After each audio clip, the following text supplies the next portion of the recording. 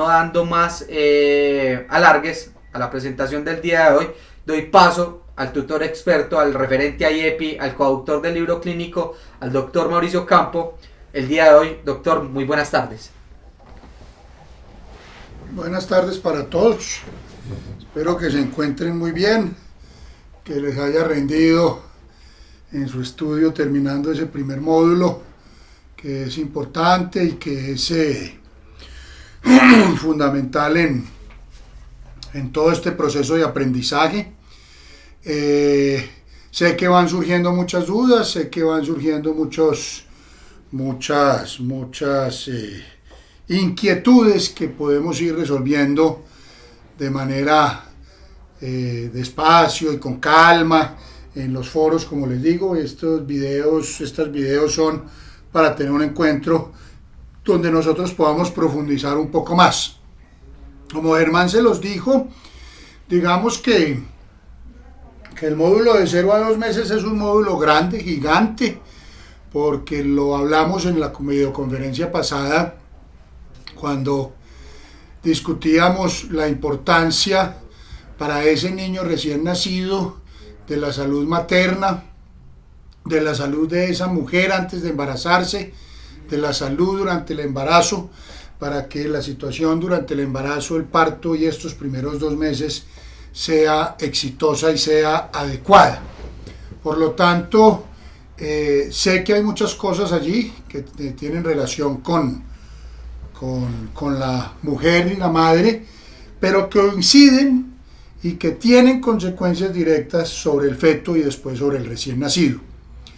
También lo hablamos de que el niño lo clasificábamos de 0 a 2 meses, entendiendo que de 0 a 28 días pues obviamente es un recién nacido, y de los 28 días a los 2 meses es un lactante menor en sus primeras etapas.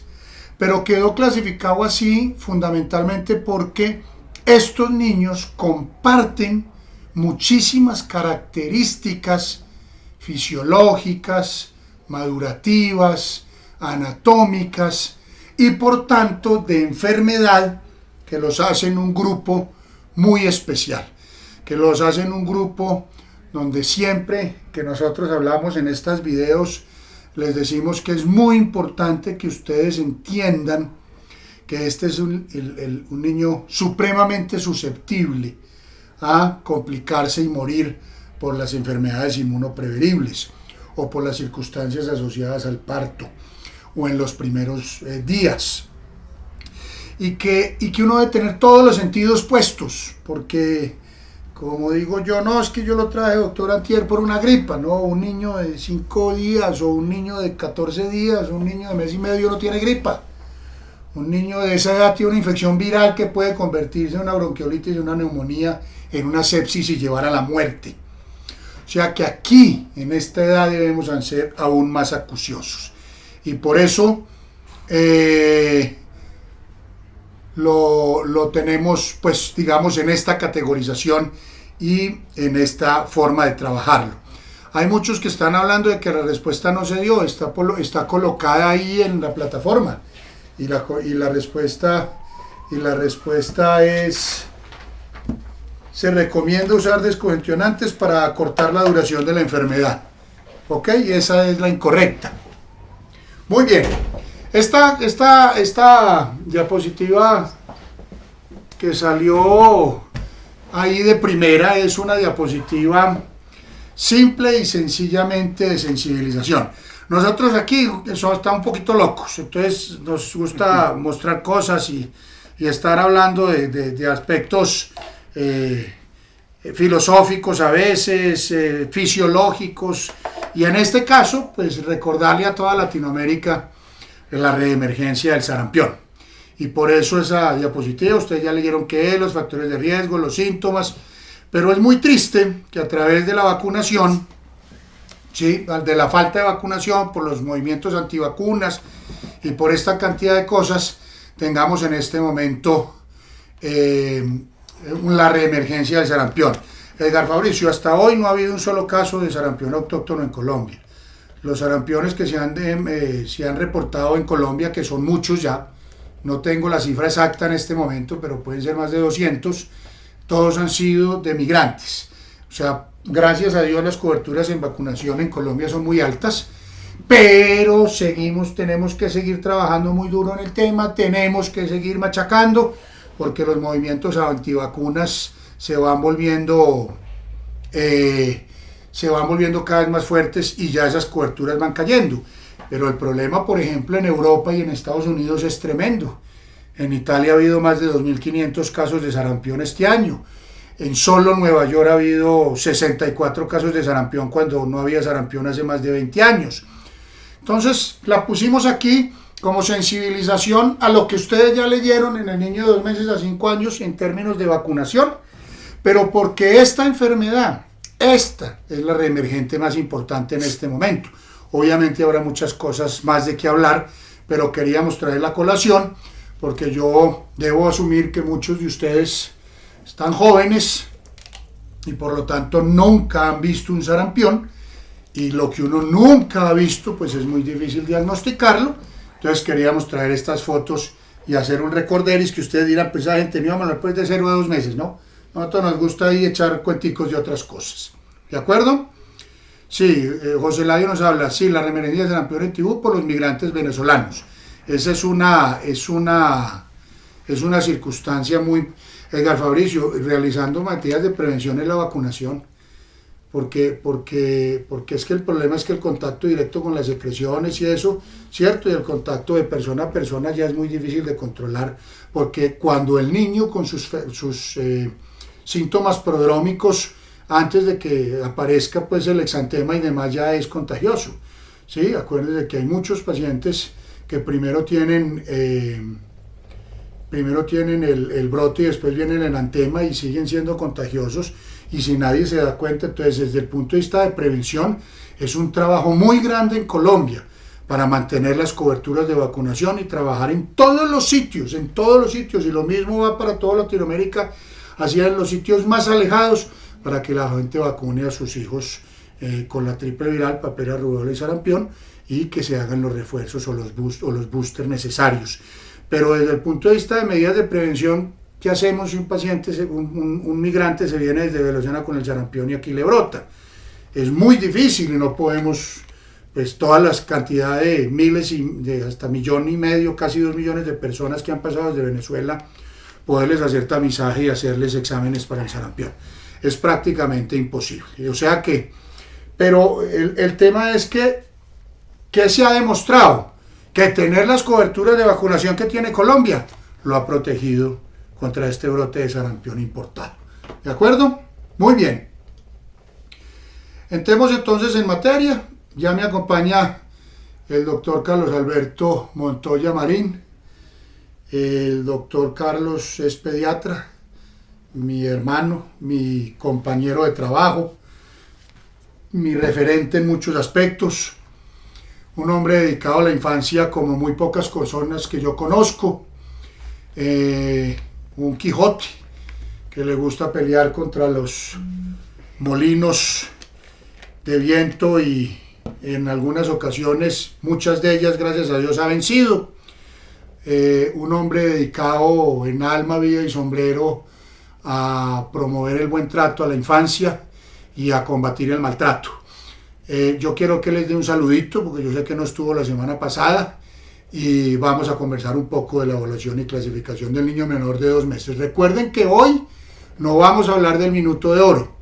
El doctor Carlos viene mañana, conversa con ustedes el minuto de oro. Yo me disculparé por no estar mañana, pero pues él además amplio conocedor, trabaja también en unidad de cuidado intensivo neonatal, o sea que tiene amplia experiencia en esto. Carlitos, discúlpeme que diga Carlitos, pero pues es que no tengo otra manera de decírselo. Bienvenido. Bueno, un IEPI saludo para todos ustedes, aquí para el doctor Mauricio, que también lo ha dicho muy bien, es un IEPI hermano, un hermano del alma, de muchas luchas, para Germán, nuestro líder aquí en Telesalud, y para todo el equipo de Telesalud que está detrás de esas pantallas, de todos esos mensajes que ustedes reciben, de todo ese apoyo, un equipo invaluable de personas. Para todos ustedes, pues obviamente, pues un IEPI saludo porque revisando los foros, hasta hace un ratico estaba revisando también ese segundo módulo con las inquietudes de ustedes en esos foros. Encuentro que hay muchos egresados de la Universidad de Caldas, aún estudiantes de la Universidad de Caldas, y en fin, hemos encontrado gente de todo el país y mucha gente participante de otras latitudes, lo que nos permite decir que este IEP vale la pena, que lo que ustedes están haciendo, porque tengo también un pediatra intensivista, la doctora Bedoya, en fin, muchas personas a las que quisiera saludar y que he estado revisando en los foros, que parece que han hecho unos aportes muy importantes y sobre todo que han entendido esa profundidad que tiene la estrategia IEPI, la importancia que tiene para la niñez en el país y tal vez en Latinoamérica. Así que me siento pues muy honrado de estar aquí, de compartir con ustedes y obviamente con el doctor Mauricio para las inquietudes que, como él también lo ha expresado, no las sabemos, pero sí queremos que trabajemos unidos frente a toda la problemática de la niñez que ustedes han ido expresando. Esta evaluación de clasificar al lactante menor de 2 meses pues tiene un componente importante que lo hablaremos en el minuto de oro y trataremos de alguna medida de orientar todas estas pautas para que ustedes lo hagan práctico. Bien sabemos que cuando están lejos, están en la distancia, queda lo que nosotros los motivemos, lo que ustedes lean, porque no estamos como unos policías revisando que ustedes lo hagan o no. Tal vez trabajando por la niñez que nosotros lo hacemos. Así que un IEPI abrazo y aquí vamos a estar en este foro. Gerald tiene los mismos ojos así sorprendidos del doctor Montoya con la videoconferencia mañana. Pero sí la tuvimos que partir porque se nos estaba quedando en algunas ocasiones hablar un poco de ese niño menor de 2 meses. Nos habíamos dedicado mucho al minuto de oro y creemos que ambas cosas son muy importantes. Entonces recuerden que tienen una nueva cita mañana bien juiciosos con el doctor Montoya. Entonces miren que nosotros tenemos una problemática muy compleja y nuestros países pues obviamente tienen tasas de mortalidad infantil, sobre todo la mortalidad perinatal y la mortalidad en los primeros meses de vida, que puede cambiar un poco, pero en general para nuestra región realmente, a pesar de que hemos logrado mejorar muchísimo la mortalidad, si nuestros niños se siguen muriendo de todo lo relacionado con la parte de perinatal, y se siguen muriendo los niños menores de 2 meses por infección respiratoria, ¿cierto? Por sepsis bacteriana, por muchas enfermedades, la mayoría de ellas prevenibles. Entonces es una realidad que esta situación es muy difícil. Para Colombia, por ejemplo, nuestras tasas de mortalidad son muy distintas en las regiones y las hemos logrado disminuir enormemente, sin lugar a dudas, pero nos falta mucho. Pero digamos, para Bogotá como capital, la mortalidad infantil no llega a 6 por 100.000 habitantes, mientras que en una región como el Chocó, alejada en el Pacífico, la mortalidad infantil sigue siendo de 17, 18 por 100.000 habitantes. O sea, esas diferencias son las que IEPI no quiere. Esas diferencias son las que nosotros tratamos de defender desde acá, enseñándoles a ustedes la estrategia para que haya equidad.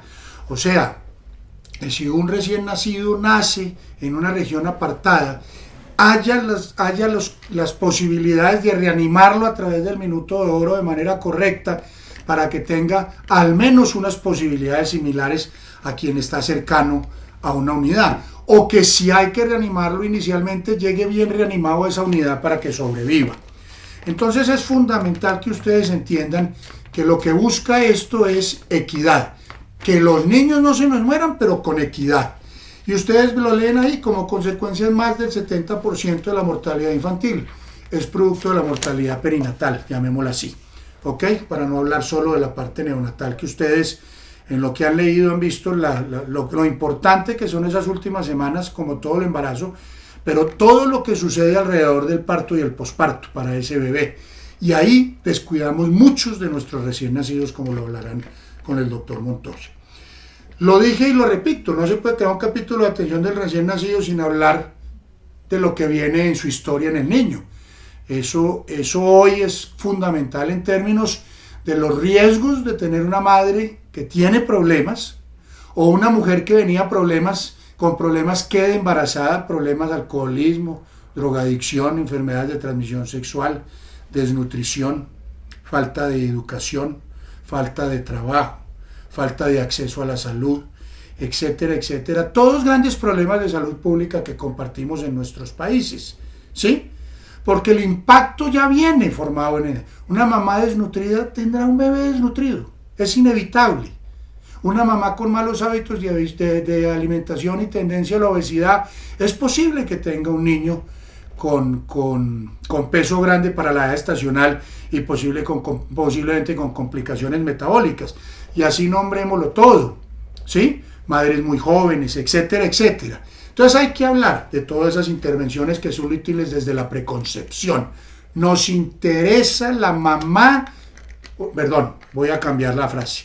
Nos interesa la mujer que se quiere embarazar, no la mujer que fue embarazada por accidente o producto de una violación o porque su esposo la obligó o porque su compañero, su pareja lo obligó. Nos gustan las mujeres en IEPI que quieren ser mamás, no que les tocó ser mamás. Ahí se habla mucho de lo que es el riesgo preconcepcional. IEPI es tan bonito porque tiene muy en cuenta esa área madre-hijo, yo diría familia-hijo. Entonces cuando habla de riesgo preconcepcional y habla que una mujer menos de 18 años no debe embarazarse, aún menos de 20 años, da una serie de pautas si está en riesgo de violencia intrafamiliar, como dice el doctor Mauricio, y otra serie de factores. A mí me parece que nosotros tenemos que trabajar desde esa cultura. Para las personas de Latinoamérica, nuestros amigos de Honduras, a todos los otros que nos escuchan, tenemos que tener presente que esa parte nosotros no la trabajamos mucho y la debemos fundamentar y fundamentar mucho, sobre todo en los adolescentes. En los adolescentes y en esta gente que se está formando, hay que darles muchas pautas para hablar de esos riesgos preconcepcionales, todo lo que puede pasar y las oportunidades o no de que estén embarazadas. IEPI tiene un capítulo muy bello para que ustedes lo revisen, donde está toda esta parte. Muy cortico, Fabricio, porque no es tema de la video. ¿Cuánto tiempo trabajan con una mujer que desea embarazarse? No, en Colombia hay programas dependiendo de las regiones. Son programas que tienen cierta articulación con el ministerio, pero realmente muchas veces dependen más de las voluntades de las personas en las regiones que otra cosa. O sea, si hay grandes trabajos con adolescentes para que no se embaracen, hay trabajos importantes con comunidades de bajos recursos para evitar los múltiples embarazos, pero la mujer entre los 18 años y los 21 años, poco se trabaja con ella para poderla preparar hacia embarazarse, porque como se definió que 18 años en Colombia le entregan una cédula de ciudadanía y es adulto, eso es falso. Nosotros estábamos la semana pasada en el Congreso Nacional de Pediatría y una de las conversaciones que tuvimos con una doctora muy poderosa que estuvo, ella es argentina, vive hacia la Patagonia, pero es una mujer muy importante en temas de adolescencia y decía, miren, es simple, la adolescencia hoy va entre los 9 años y los 25 años. Hoy tenemos nosotros muchachos y niñas que tienen 22 años y son inmaduros. No tienen todavía comportamientos de adolescente porque la cultura ha cambiado, porque la crianza ha cambiado, porque muchas cosas han cambiado. Y una niña de esas a los 21 años muy probablemente no está preparada, pero nadie está trabajando con ellos. Hay programas muy poderosos de adolescentes, pero como llegan a los 18 años y la cédula los vuelve adultos. Sí, José Ladio, yo sé que en la 3280 hay la ruta, pero es que ¿cuánto llevamos esperando que se reglamente la 3280? Y nada que aparece, nada que sale en las primeras rutas. No hemos podido ni siquiera que las EPS se conviertan solo en gestoras y suelten la prestación de los servicios. Entonces, estamos atrasados, o sea, espectacular que estemos en implementación, pero es que de esto deberíamos estar trabajando hace 50 años.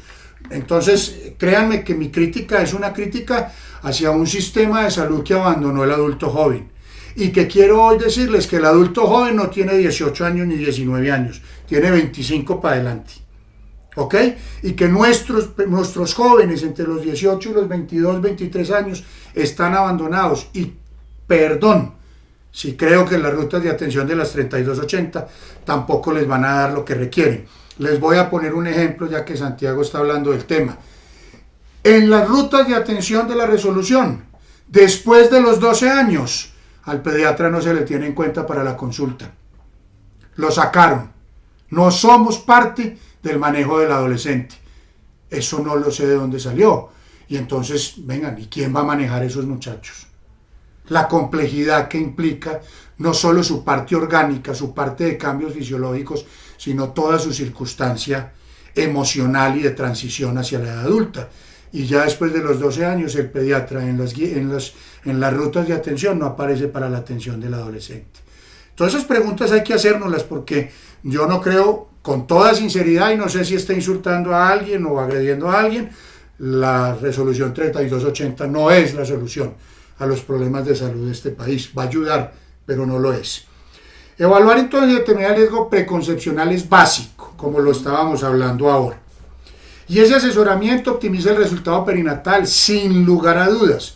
Lograr identificar las patologías, medicaciones, hábitos que pudieran ser riesgosos para un futuro embarazo es fundamental, ¿cierto? Y la importancia del asesoramiento lo ven ustedes ahí, ¿de acuerdo? La mayoría de los factores de riesgo están presentes antes de la concepción. La mamá no se desnutrió en el embarazo, llega desnutrida, llega consumiendo. Es muy raro que una mamá embarazada empiece a consumir estupefacientes o alcohol, ¿de acuerdo?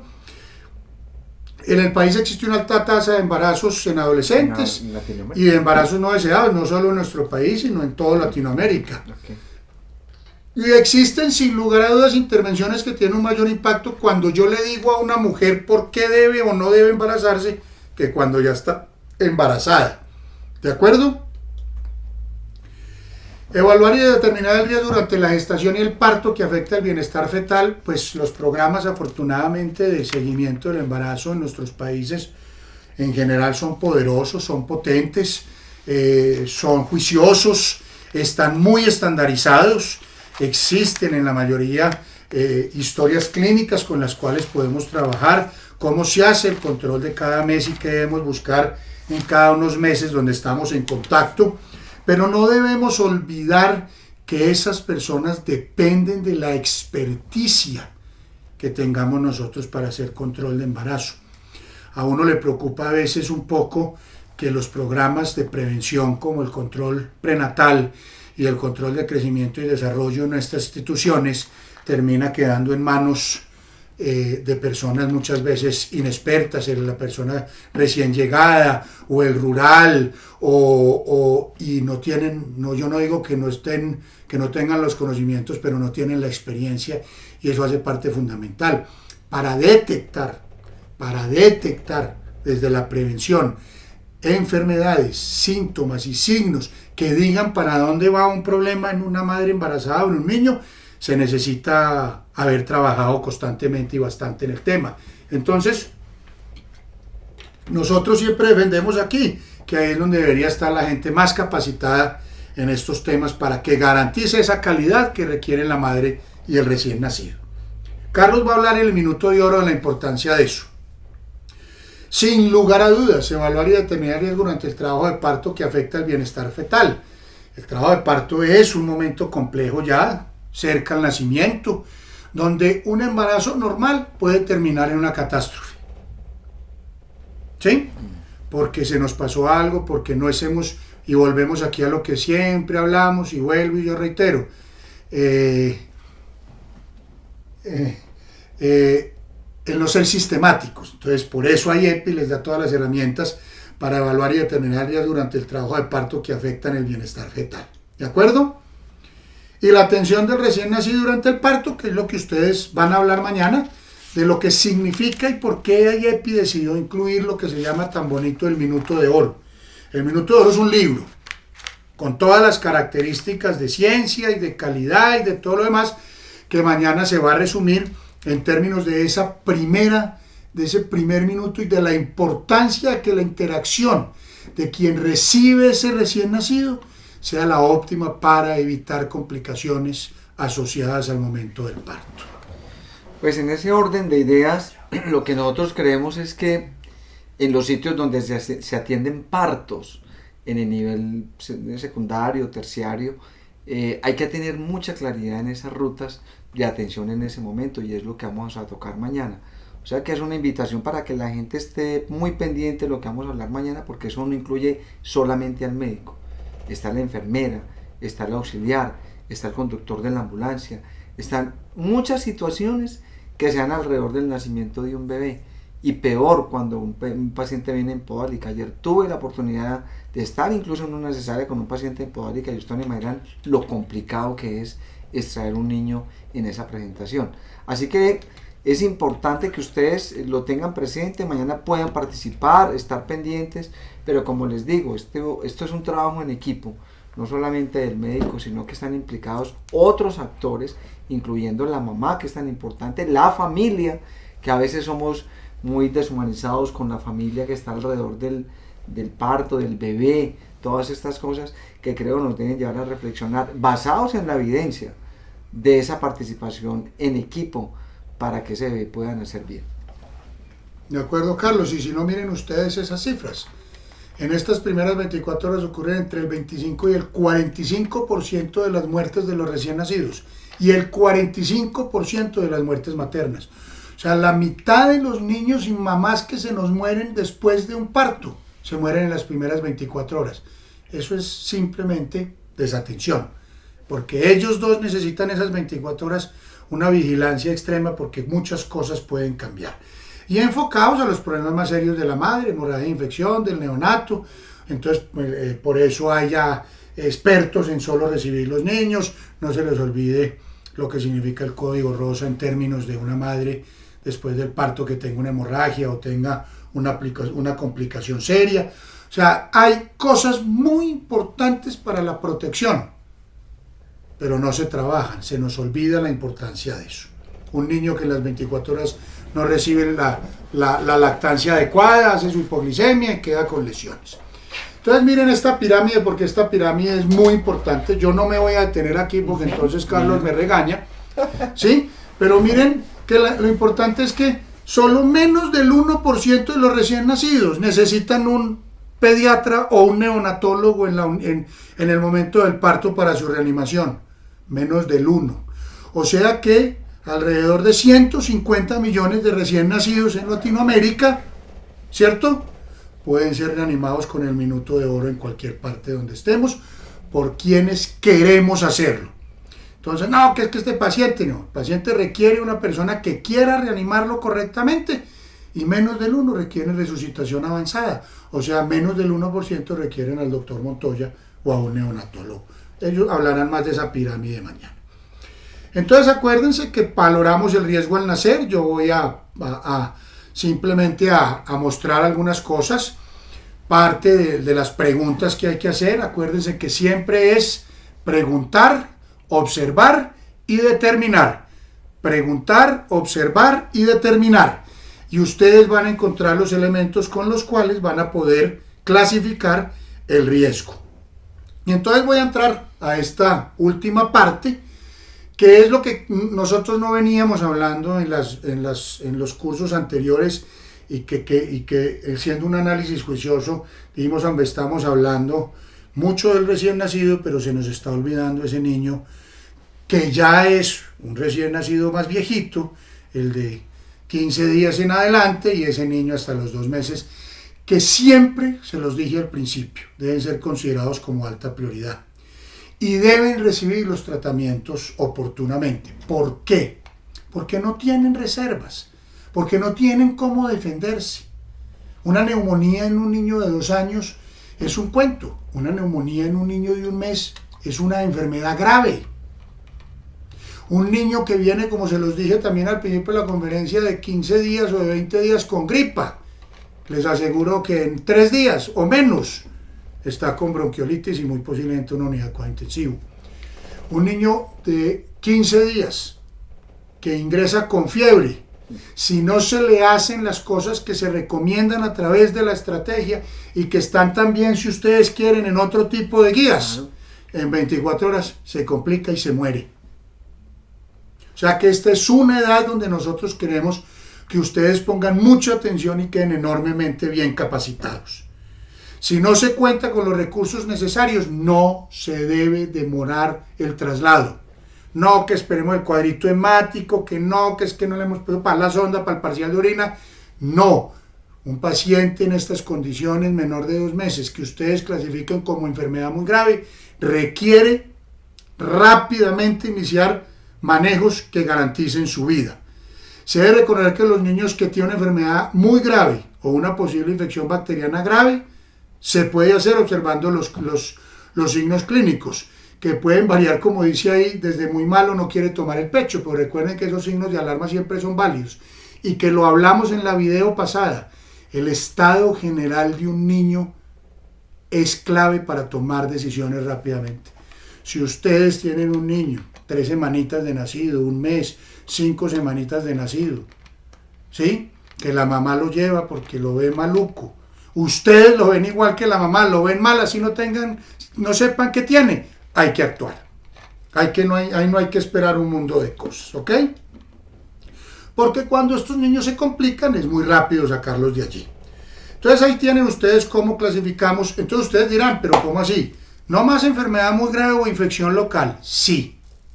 Nuestros niños menores de 2 meses no localizan generalmente la infección de manera inicial.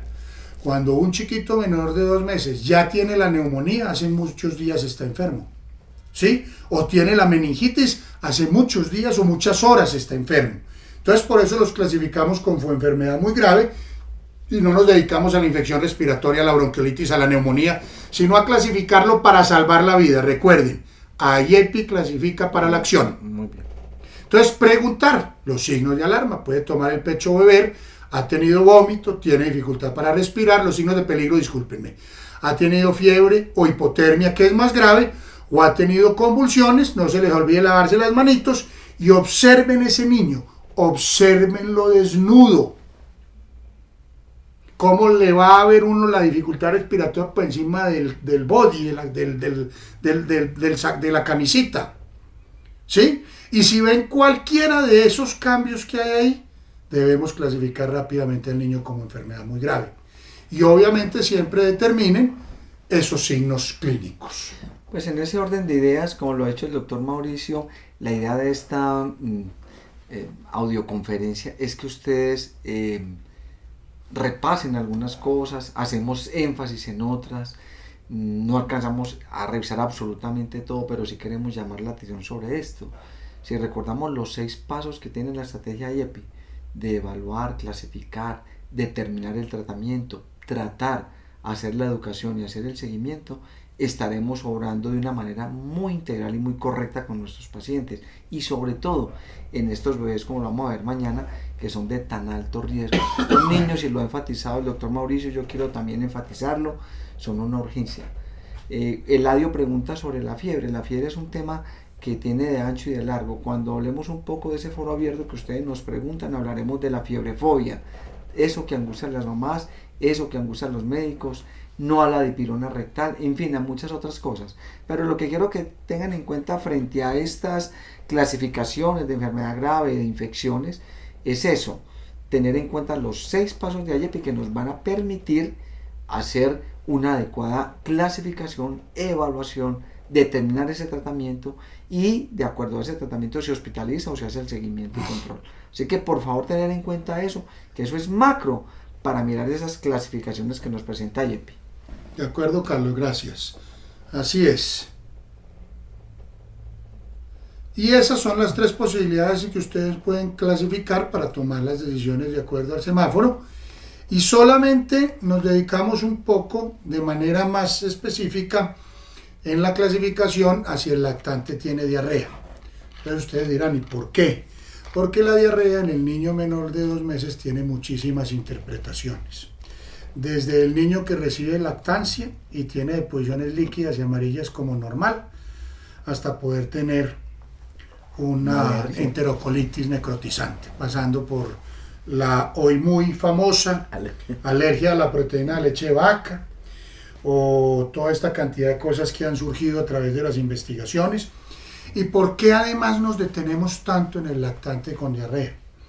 Hoy en el lactante menor de 2 meses con diarrea. ¿Por qué?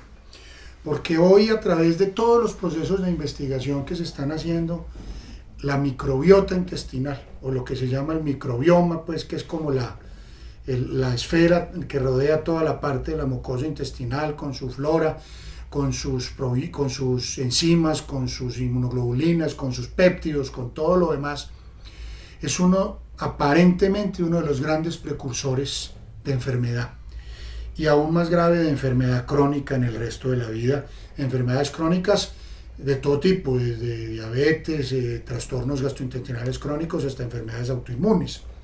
Entonces un niño que tiene diarrea por infección muy temprano tiene un alto riesgo de haber cambiado esa microbiota intestinal para el resto de su existencia, y eso puede traerle consecuencias hacia el futuro.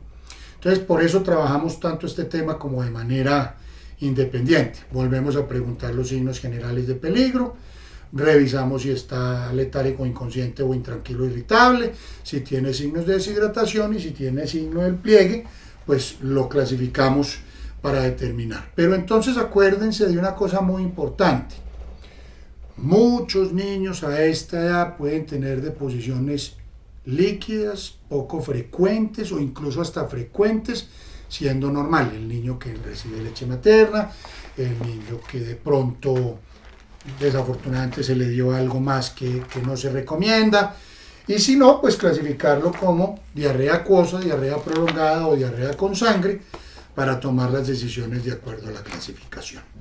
Y obviamente siempre la diarrea se clasifica según el estado de hidratación, porque acuérdense que lo que realmente, sobre todo en los niños mayores de 2 meses, mata a los niños es la deshidratación. Aquí la deshidratación y la duración de la diarrea más la infección que tenga asociada, porque estos niños sí tienen riesgos de tener enterocolitis, de tener invaginación intestinal, de hacer sepsis de origen intestinal rápidamente, de perforarse, etcétera, etcétera, etcétera. Entonces la duración de la diarrea, que prolongada siempre será roja, y la presencia de sangre en las heces, que también la hace clasificación roja. ¿De acuerdo? Y entonces ahí clasificamos nosotros los procesos que ponen en riesgo el niño. Lo que se hace en el recién nacido en las primeras 24 horas, que los planeé mañana, y lo que hacemos en los niños que puedan tener una infección, para clasificarlos como enfermedad muy grave o una infección local o no tiene nada. ¿Ok? Evaluar la diarrea con mucho juicio. No le podemos hacer diagnóstico de alergia a la proteína de leche de vaca a un niño que tiene 2 deposiciones líquidas, que no vomita, que come y no tiene sangre. ¿Sí? Tenemos que ser muy juiciosos en eso. Muy bien. Y entonces entramos a verificar esas pautas de crecimiento y de alimentación en el menor de 2 meses, donde evidentemente yo no me voy a detener, simplemente voy a hacer 2 minutos una reflexión. Lactancia materna. La lactancia materna no tiene discusiones, no vamos a entrar aquí, además que hay congresos única y exclusivamente dedicados a la lactancia materna, pero junto con la vacunación, junto con el buen trato, ¿sí?, es una responsabilidad de los trabajadores de salud ineludible. Nosotros tenemos por obligación, por lo que decidimos hacer en nuestra existencia, la obligación de cuidar el buen trato de los niños, la lactancia materna como la más espectacular, importante y bella manera de relacionarse con un hijo, y la vacunación, para que nuestros niños no se mueran de enfermedades que desafortunadamente ya no existían.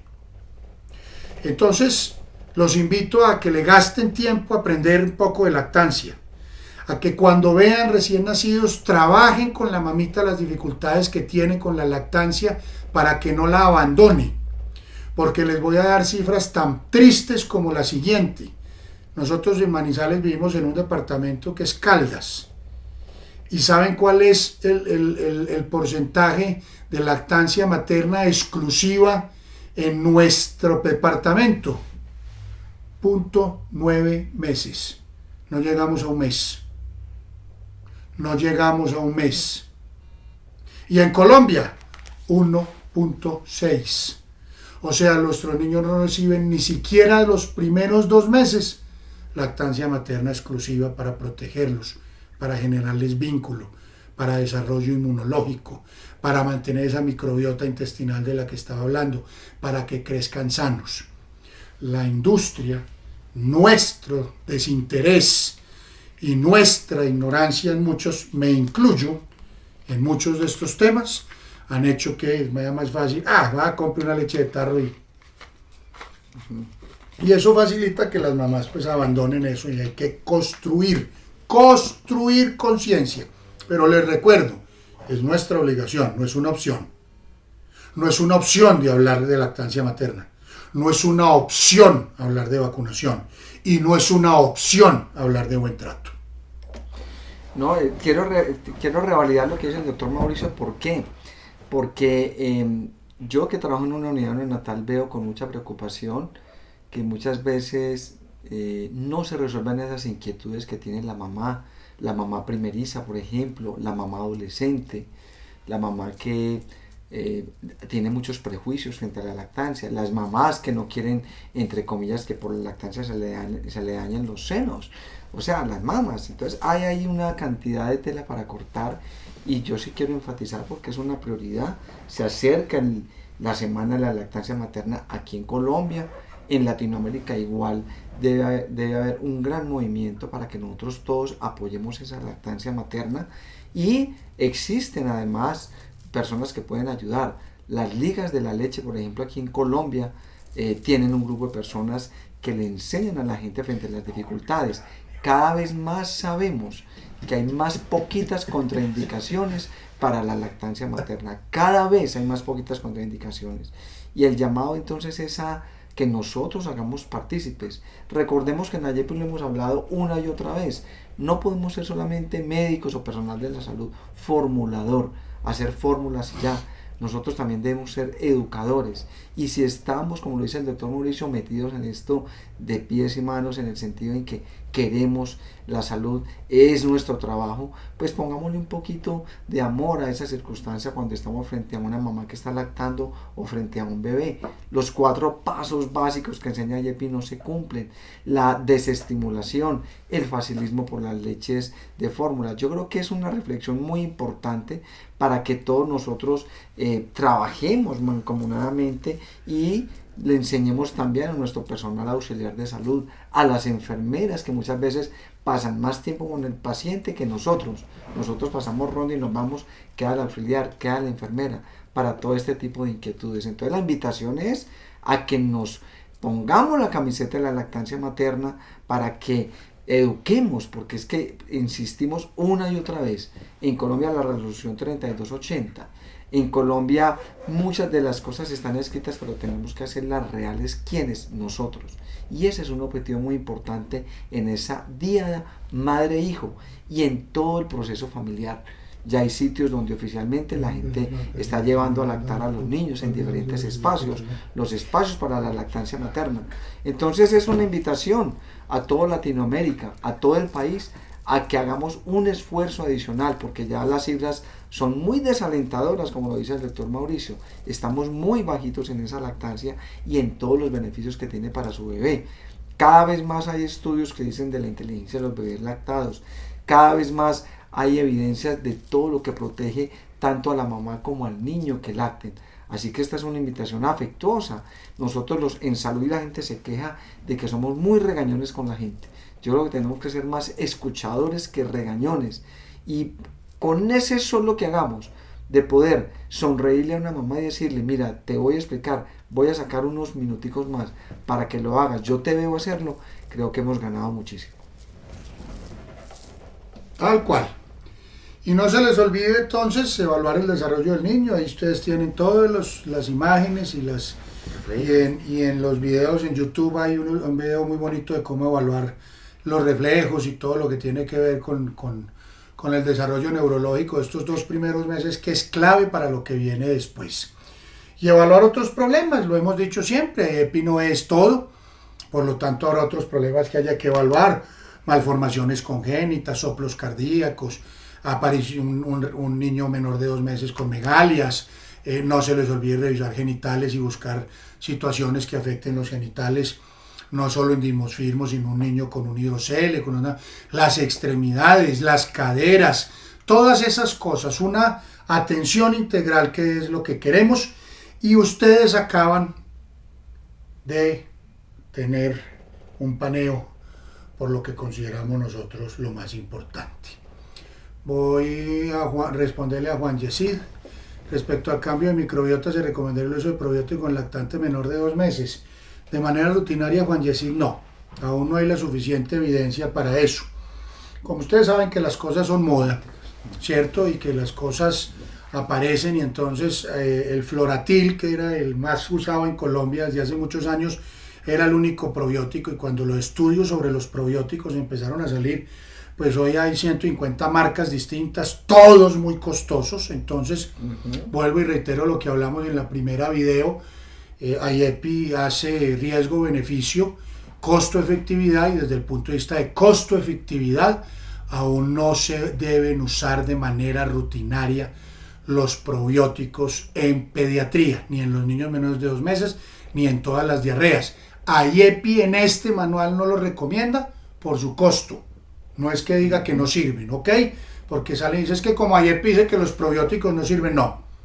Sino que faltan estudios, tenemos que ver cuáles son los probióticos ideales para los niños pequeños, para los medianos, para una diarrea, si yo quiero generar inmunoestimulación, si lo que estoy es reorganizando una mucosa intestinal que sufrió una lesión.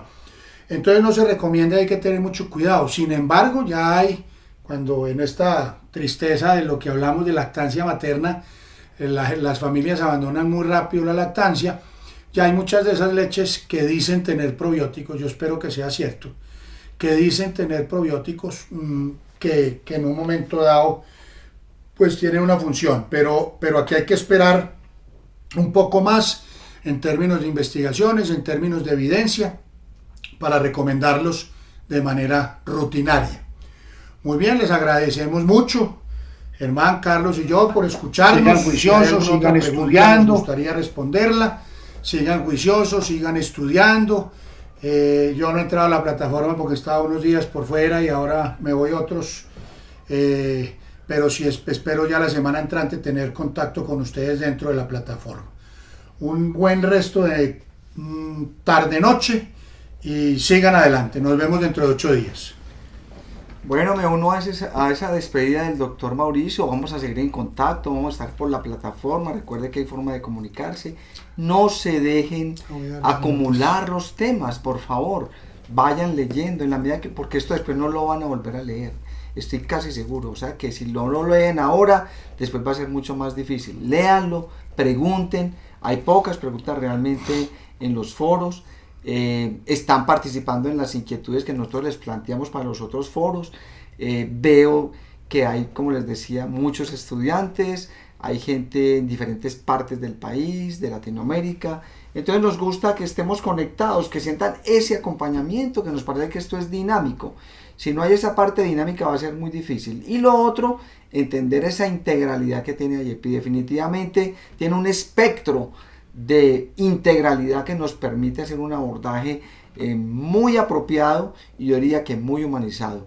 Les envío un IEPI abrazo, estaremos atentos y nuevamente gracias a todo el equipo de Telesalud, al doctor Mauricio, mi hermano, por todas estas palabras tan maravillosas. Gracias, Carlos, lo mismo, un abrazo.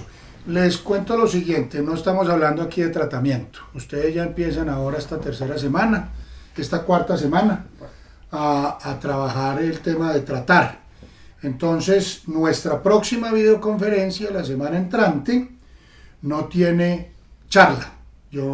Carlos ni yo vamos a montar una charla, sino que ustedes van a traer todas las preguntas que tienen sobre tratamiento y las vamos a discutir y las vamos a sustentar de por qué esas son las mejores decisiones. Hay algunas decisiones en términos de tratamiento con lo que IEPI tiene en el manual del 2017 que se tratarán y se discutirán, pero hoy no estamos hablando de si los probióticos y el zinc, si ese tipo de cosas. Si tienen esas preguntas se las contestaremos en otro momento. Y a Santiago le voy a decir con todo cariño que yo no soy ginecólogo, soy pediatra, trabajo lactancia, sé de lactancia, pero no puedo dedicarme a contestarte estas preguntas cuando tenemos un auditorio de 80 personas. Eso hay que estudiarlo. Reitero que hay cosas muy importantes, muy poderosas en las redes de lactancia, pero en este momento es muy difícil, y de mastitis recurrente asociada a la lactancia, pues digamos no es el momento de discutir. Gracias y buenas noches. Bueno, y con esta noticia que tenemos, de que vamos a hablar con las diferentes preguntas, vamos a solucionar las diferentes preguntas de tratamiento en la próxima videoconferencia, que será, me gustaría que confirmáramos Martes. el día martes. Quedan los martes ya. O sea, el próximo martes. Entonces voy a aclarar antes de terminar. Día de mañana estaremos haciendo la videoconferencia sobre el Minuto de Oro, 6 de la tarde, con el doctor Carlos Alberto Montoya, que estaremos solucionando todas las respuestas del Minuto de Oro. Recuerden que este módulo 2, que finaliza el día de mañana, tiene 2 evaluaciones. La evaluación sobre evaluar y clasificar al niño menor de 2 meses de edad, y la evaluación del Minuto de Oro. Y el próximo martes, 6 de la tarde, para que ustedes se agenden de una vez, estaremos viendo la videoconferencia sobre tratar. Ustedes serán los principales actores de esta videoconferencia, porque serán los que darán el tema para hablar en ella a través de sus diferentes preguntas del tema de tratamiento. Participantes, sé que muchos de ustedes tienen que ir ahorita a consulta, por eso no los voy a demorar mucho. Les voy a dar la respuesta de bonificación por permanencia. Recuerde que damos una respuesta de bonificación al inicio, sobre las 6 de la tarde, así que no la volveremos a dar como nos lo están diciendo ahorita en el chat, porque es para aquellos participantes que se conectan juiciosos, y una al final para aquellos que mantienen toda su conexión durante la conferencia. La pregunta es: de los siguientes signos clínicos, seleccione cuál no se relaciona con hipoperfusión. La respuesta: frecuencia respiratoria, respiración mayor de 60 por minuto. Mi equipo de soporte lo va a replicar en estos momentos a través del chat, y con esto llegamos al final de la videoconferencia del día de hoy. Los esperamos el día de mañana. Recuerden conectarse antes de las 6 de la tarde para que tengan esta bonificación. El día de mañana estaremos dando solo una respuesta, porque hoy estamos dando 2. Entonces ya llegamos a un porcentaje del 20% sobre el examen del módulo 3. Mañana solo estaremos dando una respuesta de bonificación. Entonces, participantes, lo esperamos el día de mañana antes de las 6 de la tarde, conectados muy juiciosos. Recuerden realizar las actividades que tienen pendientes, no dejen para presentar el día de mañana hasta el final, porque se les puede caer el internet y no presentar las evaluaciones que tienen al tanto. Recuerden, si no han podido acceder al tema del Minuto de Oro, ingresen al módulo 2. En la parte inferior van a encontrar un reloj. Dar clic sobre ese reloj y les va a aparecer los recursos de este Minuto de Oro. Muchas gracias a ustedes, bendiciones a todos y un feliz resto del día. Mañana lo estaremos esperando con esta videoconferencia muy importante también sobre Minuto de Oro. Muchas gracias.